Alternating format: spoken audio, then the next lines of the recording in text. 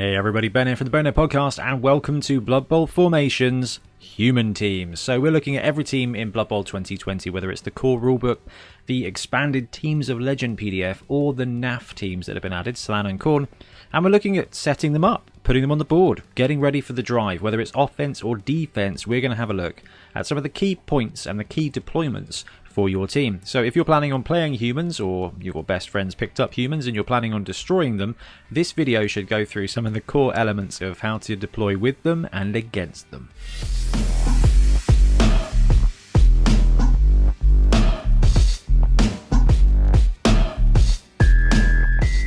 So before we get started, let's highlight some of the players on the human team that we've tagged up. So L is for lineman, B is for blitzer, O is for ogre, and we've got a cheeky thrower here as well. So we're assuming you're not playing a catcher on defense. You can do, and if you do, they're going to take the position of one of these supporting linemen here. If you're a two-thrower team, then you just get to put them there as well.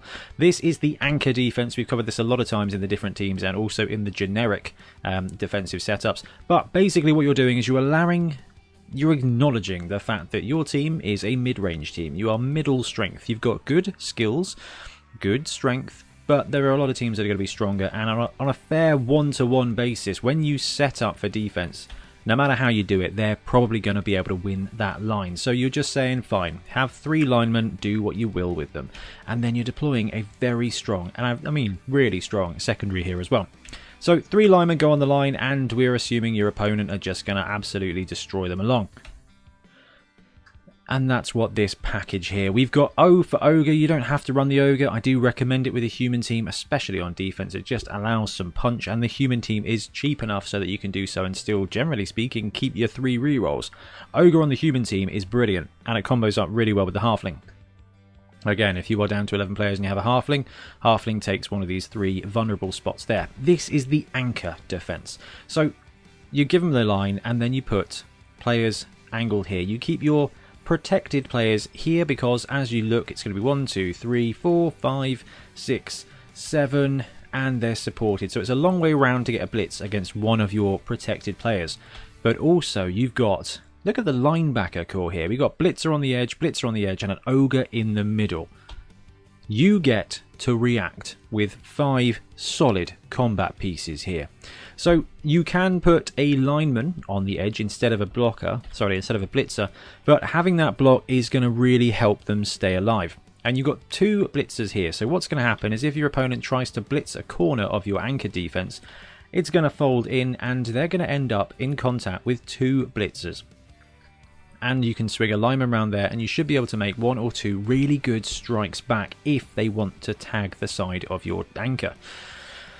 And then you've got the ogre in the middle. So the ogre can move up and support your line if it needs to. You've got 4 fantastic opportunities to blitz, plus you've got the ogre as well. I mean, depending on how you feel about big guy blitzes, I think they're a superb idea. Asterix, technically the wrong choice almost ever, like almost always, but they're just so much fun. You've got a mighty blow piece and 4 blocking pieces here. These guys are going to end up completely untagged, so you will be able to swing round here no matter which side your opponent goes, and you can draw, because even the lineman, movement 6, right? So that's 1, 2, 3, 4, 5, 6. They got a ton of range with the leftmost lineman. These guys are going to be able to get here, and your blitzers who are movement 7 are going to be able to go 1, 2, 3, 4, 5, 6, 7, and that's on this side. So you've got insane coverage in the backfield here, and because of the way you're deploying here, your line may be destroyed, but what are they going to follow up to? They're going to follow up into a core of blitzers and an ogre to counterpunch. That means you are going to be able to strike back and have the flexibility to maneuver to where you need to. They side cage, you can collapse into it very quickly. And because the human team has that potential for combat and has that speed as well, if you're playing against a faster team, so the anchor defense is pretty good against another mid-range or a heavy team, so orcs is a cracking defense against.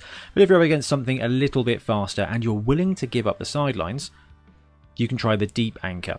So looking at the anchor defense, they can swarm around the side and then they can break out. The deep anchor drops 2 blitzers further down, so you're more vulnerable on the side here because it is a lone lineman on either side, so they're up for a jolly good blitzing. But if you look at the vulnerability here, you've got an ogre and a blitzer on the inside. If you don't have the ogre, that's a lineman. If you've got a catcher instead, then drop the thrower into the ogre spot because it's more protected. That's okay. The whole point here is you're willing to give them this, and you're willing to give them a blitz. You've got 2 blitzers in the backfield as your safeties. You've got ogre and you've got 2 more blitzers. These players are likely to be entirely unmarked. So if you're up against a fast team, so if you're up against pro elves and they're looking to spread, which they might do because they're tricksy elves, this is a great cheeky defense there. You can move your blitzers to tag their players, and you've got at least 1 player in support to get a good 2-die blitz on whoever and wherever you want to go. But the great thing about this is 1, 2, 3, 4, 5, 6, 7. Even these deep blitzers have got a great blitzing range. So if your opponent does just push back and then fall back, you've got all these players with very good movement and all this combat power ready to just spread wide and then strike exactly where you want to. That's the beautiful thing about both the anchor defenses, but the thing about the deep anchor is it's harder to contain. 1 player here would have kept the anchor defense on either side tucked in. If they want to counter and if they want to contain this entire offense, they're going to have to drop 1 player there, 1 player 1, 2, 3, 4, 5 squares up on each side, and they're not getting in there. They can blitz through here and they might be able to tag some of it, but no matter if they want to tag and contain this deep anchor, it's going to give you all the flexibility to move these players and to counter strike with multiple good 2-die blocks. That's the benefit of these blitzers being protected in the center here and these blitzers in the safety position being available, because block times 3 or 4 2-die blocks is going to be massively effective. Postman's been and brought more resin, so that's pretty cool. Anyway, the deep anchor, it makes it so difficult for your opponent to contain it without you having the flexibility to just pound back with multiple 2-die blocks. So they're going to have to commit a ton of players to try and contain your defense, and what that does do is it leaves their sort of securing party or their ball collecting party very vulnerable. But if you're playing against a team that is more agile, okay, it's looking to be mostly strength 2 and strength 3 players, maybe a single big guy, the chevron defense is going to give you again another massive amount of flexibility. It's a little bit more sacrificial if you look at it this way. So you've got the line. Now if you've got an ogre, this is going to solidify the centre. If you don't have the ogre, it's going to be a lineman, and it means it's going to be a little bit vulnerable up the middle. But that's allowed because this defense is designed to let your opponent commit resource and to break through, because you've got a flexible combat contingent just waiting that cannot be marked. There is no way to do this. Well, there is, but it takes a lot of dodging rolls. If you've got the ogre, it's going to be a fantastic centerpiece there, and they're going to struggle to break through. But if you look at the layout here of these tackle zones, you've got multiple layers everywhere. So they can blitz in here, but they're going to have no support. So a team that has strength 4 players, beastmen, do a very good job of this, can blitz more of your vulnerable pieces unsupported. But they're only going to get 1 blitz. So even if they do dominate and beat these 2 guys up, if you've got an ogre, they're going to have to commit a lot of resource to that as well. So to break through, what you're doing here is building a really strong secondary. And to avoid frenzies, you've not got anybody next door to the line, okay? So if they want to blitz through, they're going to have to take away your edge pieces. Now, I really like using the blitzers on there. They do make very good targets, but that allocation of resource to take this guy out, if you're playing against strength 2 and strength 3 teams, they're going to have to put a support there, and blitz here. And if they do that, this tackle zone is still going to be there, and they've got a dude there now. Even if they take this blitzer out, kill it, bury it, sell its remains, they're not going through here without going through at least 1 tackle zone. So if they've got a player there, they're going to have to bounce in and bounce out. Now, we said this before, agility teams are happy to make 1 single dodge per player, and that's okay. So they can put the resource and break through and then take the dodges to get down here. Let's assume they've set a little team of players up down there. This blitzer's going to have a go, this blitzer's going to have a go. If they've done their job, then they should have tagged this player, but you're going to end up with 2 blitzers at least, and 2 blitzers are going to be able to get 2-die block on the majority of players. In fact, every player that's going to be able to bounce through there, you are going to have a go at 2-die blocking them onto the ball carrier if they've even spread through. 1, 2, 3, 4, 5, 6, 7. And even the blitzer on the very other side of the pitch has got a ton of range as well. The problem is you've got linemen on the front here, so they can stack up people here and drop this guy down, no problem at all. They can move in and tag, move in tag, move in tag, move in tag, move in tag. But you know, if they're tagging all your players, they don't have enough. They don't have enough to secure the ball. They won't have enough to dominate the line of scrimmage. The best they can do here is destroy a couple of linemen and break through if they want to. But more often than not, they're going to have one go at a guy up front, take a bit of a beating here, and then fall back. And honestly, if that's the situation, all you need to do is drop these guys down here and you've built kind of a column defense. Let them come to you because you're going to have the strength and you're going to have the skills, and that's the benefit of the human team. And we've got this straight up column defense here. So if you are playing against a team that is going to be trying to score in 2 turns, this is the best way to take it.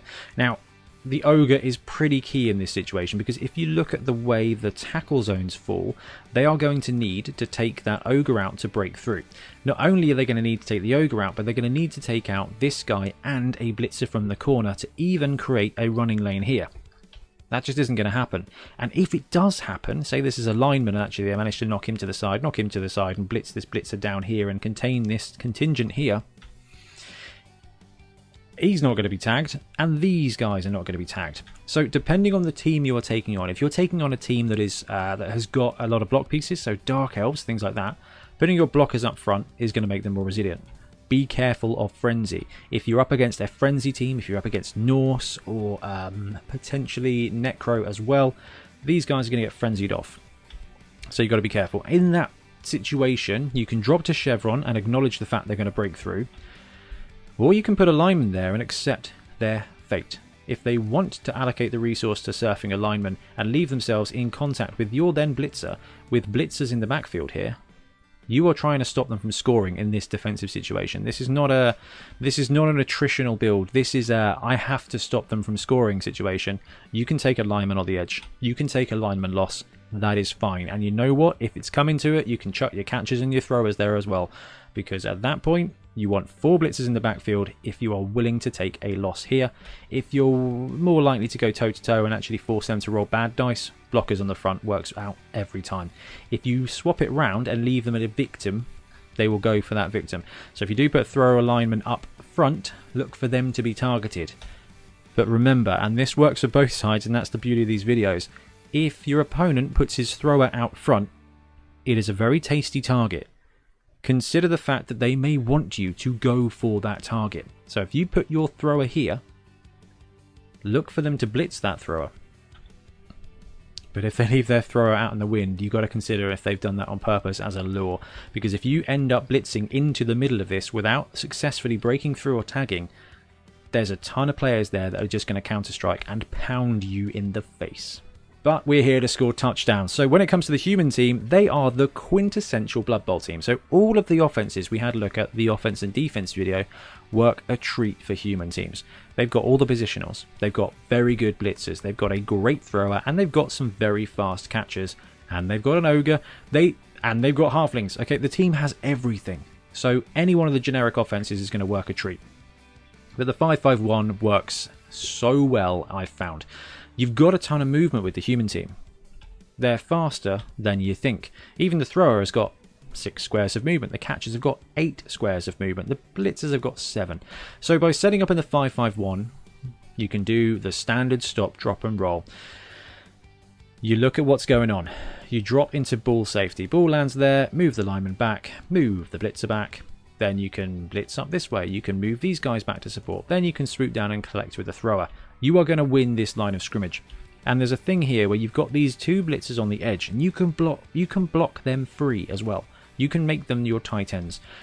Even with the ogre, all the ogre needs to do is take a very tasty block here, push him there, put the ogre there. There's no tackle zone on this guy now. Now you've got 3 players free in the wide zone. You can actually just pop them slightly adjacent and make it so that you can drop them out, but what you've got here is actually a 2-die block from your lineman into theirs. You've got the ogre who can also have a go at them, and you can just roll that entire line that way and leave both your blitzers free to either swing up and blitz through or to secure the ball. The 5-5-1 only has 1 player in the backfield, but this lineman here still has 1, 2, 3, 4, 5, 6 squares of movement. So the lineman's covering that. The throwers covering the whole flipping thing, and this blitzer with 7 movement and this catcher with 8 movement, they come down and secure the ball with you. These guys blitz out, and then you've got a ton of scoring threats. You can cage really nicely with a human team, and if you've got the thrower as well, so the ball lands here, thrower moves up, you build a cage, you bust out with both these. You've got a superb pocket to pass from as well. Then you've got a ton of options. You've got 4 blitzers and an ogre to punch your way out. You've got a thrower that's making 2++ passes to 3 square ranges. And all of these guys are 3+ basically to catch the ball. And the catchers actually get a reroll. So the 5-5-1 is the most flexible offensive situation. And it gives you a complete protection against a blitz. Catchers are a little bit vulnerable. Chances of you having 2 catchers pretty slim. So a lineman's going to be on one of these angles. And you know what? If they want to deploy heavily and break through and go for it, that's fair enough. But it's very unlikely to happen. And if they don't get it right, you've got a ton of players here who are willing to just go and take that ball back from their dead hands. Slight variant here is the 5-4-2. Everything we just said applies, except you've got players in the backfield here, and these guys are slightly closer. So this is an adjustment that can be made against a team that is tougher. So Orcs will probably be a good one here. And the thing is, if you're playing against Orcs and they deploy a strong line, these blitzers come off, then you've got 6 capable scoring threats there. It becomes it goes from 5-4-2 to 3-6-2 at that point. And you've got 2 players to collect the ball. Wherever that ball is going, you are going to end up with multiple players able to cage it up. If you're playing against a stronger but slower team, your cage will be safe, and you should still be able to try and break that line of scrimmage and then go for a profitable blitz. Of course, we've got heavy flank offense, so the heavy flank offense works brilliantly for humans as well.